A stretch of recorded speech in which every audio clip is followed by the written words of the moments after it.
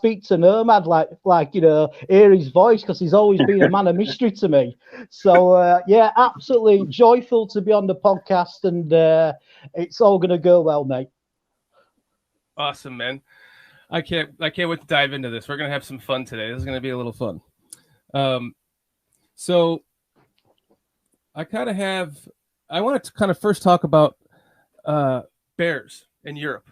Like, what's the influence of the NFL from your perspective in Europe? And then kind of start with that, and then from there kind of talk about, how you became a Bears fan from that. I mean, obviously the biggest influence in my country has been the London series, which has started in 2007, which has made a massive impact, because back when I was younger, we used to get like a pre-season game, an NFL pre-season game, but obviously these are proper regular season games. So when I was younger, I never thought this would happen when I was a kid. So I'd say that's been the biggest impact over the last sort of 7 or 8 years. I mean, to such a point that Tottenham Hotspur, when they built their new stadium, they've actually got an NFL pitch underneath the soccer pitch, which you can actually roll out, and the NFL pitch comes up. So the NFL, he's starting to put a bit more of a permanent footstep in this country, and I know that they've also started an international recruitment scouting scheme in this country. They got a centre down in London for that. And also with the London series, it's massively it's got a lot more people interested in the game compared to what we had. I mean, I'll go into sort of how I got into the Bears. But basically what happened is that it was the Chicago Bears Super Bowl 20 game, and in the afternoon I went round to my best mate Paul, and he bought a rugby ball. And he got like a black marker pen, and he actually drew like the college stripes on the rugby ball and like some fake stitching so it looked like an American football. So I can just remember going out to his house, and it was like a dreary, cold January day. And I went, well, what have we done to the rugby ball? And he's going, oh, I'm getting into American football. And I was going, all right. And I played all like the British sports played up apart from soccer. So I went, all right. Anyway, he threw me the ball, and I caught it, and I thought, yeah, man, I like this. So I threw it ball back. We both sort of slowly learned how to do a spiral. And then I watched a bit of the game, the actual Super Bowl, and I had absolutely no idea what was going on. But I just thought, I fucking love this. I absolutely love this. And then after the Super Bowl, about a month later, there was like a weekly magazine came out, and it built up like a series. So you had it built up, and it told you about all the different NFL teams, all about the rules, the history of the NFL. And the first copy I bought, it had the Chicago Bears in. And I just thought, and it had pictures of the fridge, Walter Payton, Jim McMahon. And I just thought, that's my team, man. That is, I know they just won the Super Bowl, so people could go, oh, a bit of a glory hunter. But, when you just see something and go, that's my team, man, that is my team. So we started getting into it, and then all we had in this country was an hour highlight show on Channel 4, and basically it were highlights from the game the week before, but it was only on for like an hour and a half. No, not even that. So you literally got like 5-minute snippets of games from the week before, and from that show stemmed this like American football like obsession in the country for a good 4 or 5 years. Loads of teams set up in all different towns around the country. A lot of cities had a couple of clubs. I started playing when I was 14. And the actual senior game had quite a lot of money pumped into it. There were like Budweiser and Coca-Cola were sponsoring it. So there were quite a lot of money in the domestic game. And what a lot of the top teams did, they actually brought over Americans to play like quarterback or a linebacker, the positions what could really sort of change a game. Mm-hmm. And the team I played for, the Leeds Cougars, I played for the under-19s, but the senior team used to get 2,000 or 3,000 people watching them, and these are just guys that are doing it after work, amateur, what I mean? And it became a bit of a fashion thing, the NFL. Like people used to walk around with like NFL tops on and NFL sweatshirts, and there used to be like a little NFL shop. What used to be up, and they used to sell seltzer, which made me laugh when you mentioned seltzer, Dan. So you'd have loved it, mate. And yes, so I mean that were in the 80s, and like the Chicago Bears, they were one of the first teams to come over in 1986. They came over and played a preseason game against the Dallas Cowboys, and it was called the American Bowl.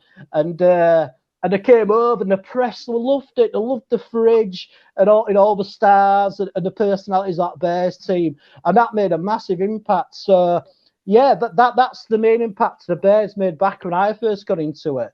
But also I do know that I think Britain and maybe Spain is a part of the European territory what the Bears want to attack and grow an audience. So hopefully something might happen. I don't know. I mean, I always go to the website and I don't really see anything, but American football as well is really big in Europe. It's probably bigger in Germany than it is in this country, really, because of obviously after World War II, you had the the air bases and American servicemen stationed there. So it's probably more popular in Germany than it is in this country. And these are a professional European league, and they actually use a lot of the old road league names like the Frankfurt Galaxy and things like that. So these are a professional European league, but I mean obviously you're not making the players aren't making loads and loads of money playing it. But we've had a few players from this country who managed to get into the NFL, and I think really just having them at London games when it's become regular season games has made it even bigger in this country, because you're watching what matters rather than just a pre-season game what they used to have in the 80s when I was a kid.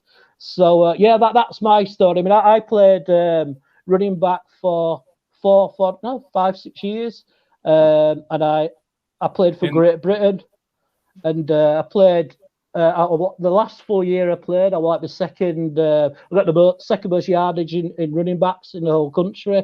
So yeah, man, it was fantastic. Like I said on Dan and Aldo show, a lot of American culture were a big thing in the 80s over here. Like the TV shows and the films and stuff like that. So yeah. It was just like a continuation of the American culture, what we absolutely adored in the 80s. Wow. So when you said you played football, what did you play? You played like minor league football, or what did you play? But basically, our league was 14 to 19-year-olds, and then after that, you would play for like the senior team, which is like like an open age. So when I first started at 14, I was playing against like 90-year-old guys. I used to get my shit knocked out when I first started playing. But obviously you get stronger and you get to know the game. And I got all my kit and I got my helmet and everything. And I absolutely loved it. I loved playing running back. It was just the most favourite position I love, because you're always in the game when you're on offence. And I used to love the rough and tumble, and I'd say I was probably a cross between Christian McCaffrey and David Montgomery. That'd be my running style, if I should be so bold. Wait, so whose running style? Christian McCaffrey, and David Montgomery. So you were a squirrely little guy, huh? Oh, I'm only 5'8". So I used to sort of hide behind the blockers and then zip out, but I used to like to put my shoulder down as well and give a hit out. I never used to run out of bounds, never did anything like that. But yeah, and then stay in bounds and hit the guy. Yeah, too right, man. Too right. I always wanted to take out the opposition. You learned from Walter Payton. Too right. Never go out of bounds, mate. Make him pay. I mean, when I played a game, I fucking hated the opposition, but after the game, we'd have a drink and a chat and all that sort of thing. Yeah. But I took it so seriously. I used to go weight training at 13 and all sorts. Yeah. So you said 14 and so you was I missed that part where I kind of lost Nomad and I was trying to bring it back in, so I kind of missed a section where was that high school? Did they have that in high school, or was it like a side league your parents put you in? No, it was just like an amateur league. Nothing to do with school or anything like that. It was basically a lot of the clubs had a senior team, then a junior side. And I was playing for the juniors at the time, so I was under 19. So that was the usual setup, really. It was just, I think, a few teams appeared and then more appeared, and we managed to have like a proper league going for about 3 or 4 years. So we had enough teams to actually have a decent league and all that sort of thing. So no, it was, we did try and get it in our school because it was so popular when I was at school in the 80s, but it just fell through due to lack of finance. But yeah, I mean, we had to buy his own kit. I mean, I was lucky my mum and dad bought me my kit for a Christmas present, and that cost a fortune.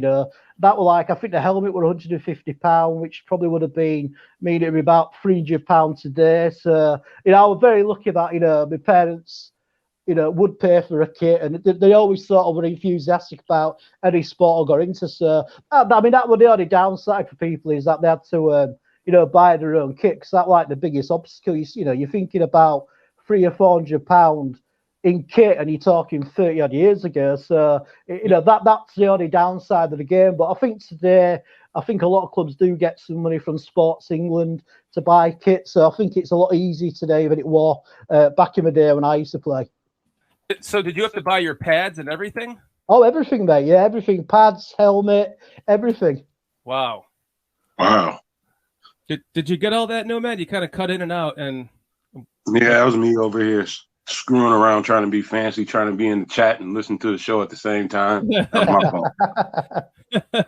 Messing around with stuff. Hey, you know what? Hold on. Let me. Chris. You can private chat me, Nomad, and I can type it for you if you want. Nah, that's okay, man. I better not mess with stuff, man. You mess around and lose me completely. I gotta learn how to toy around with this different stuff. Yeah, we gotta figure it out. We got plenty of time, buddy. I wanted to say something to Chris though, because I know the NFL is a global brand. You know it, when you hear, but I think it's some kind of disconnect. I don't think people really fully understand how global it is, and I really didn't until I began to get into these podcasts and do different things like that. And I saw Chris on that tailgate show. I'm just like, wow, he's all the way over there in the UK and that big a Bears fan. Yeah. And then I saw the Irish Bears, and I'm just like, oh, gee whiz, this is serious. Oh yeah. And it just didn't. That's the first time. What I'm saying is, it's the first time it really connected in my mind. Like this is huge, man. It's really huge. The Irish Bears are actually in Ireland.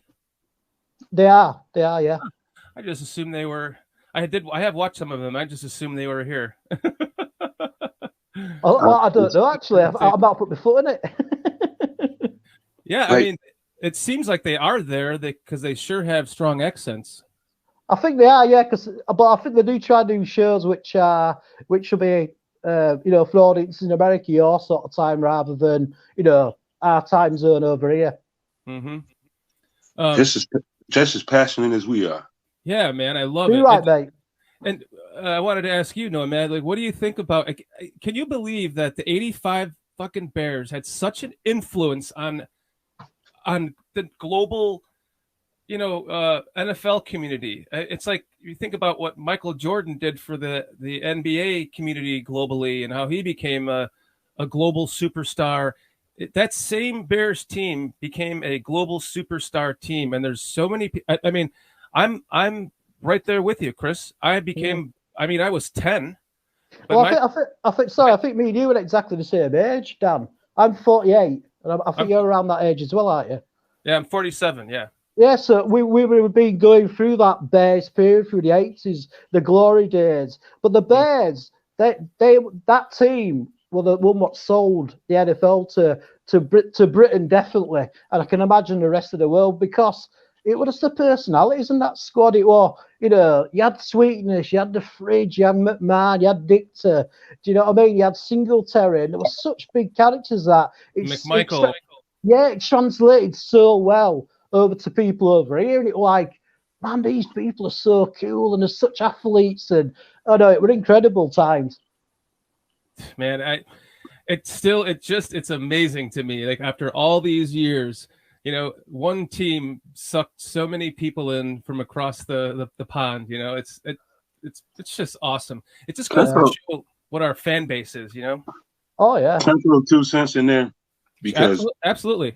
I Yeah, go see. for it. The more I think about it, and the more I really, really reflect on, things I've seen impact wise in the game. I think there's one single person that's had the most impact on football, the image and how people see it, whether it be here or in the UK. And I think it's Walter Payton. Definitely. I think it's Walter Payton for sure. Absolutely. I agree. I mean, I've got a Walter Payton shirt. I mean, Walter Payton was the first shirt I ever bought when I was a kid. I had Walter Payton posters. We used to have a weekly American football newspaper, what used to come out called First Down. And they used to have like all the NFL news and the college, but also they used to cover the whole British game.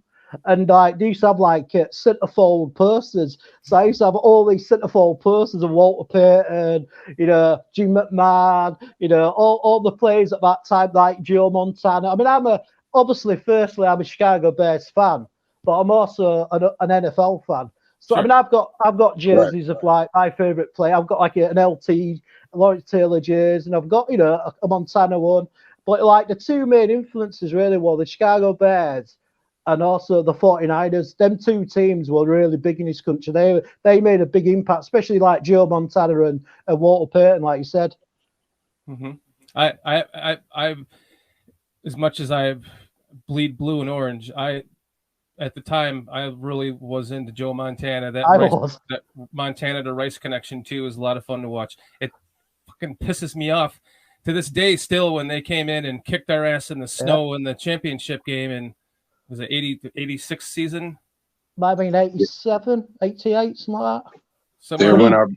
There went our bad weather advantage. Yeah. Yeah, I know. It's kind of like that's what there's been a lot of talk too, Nomad, about what's the matter if the Bears put up a dome in the new stadium. It's not like that weather advantage is actually to their advantage. You have, and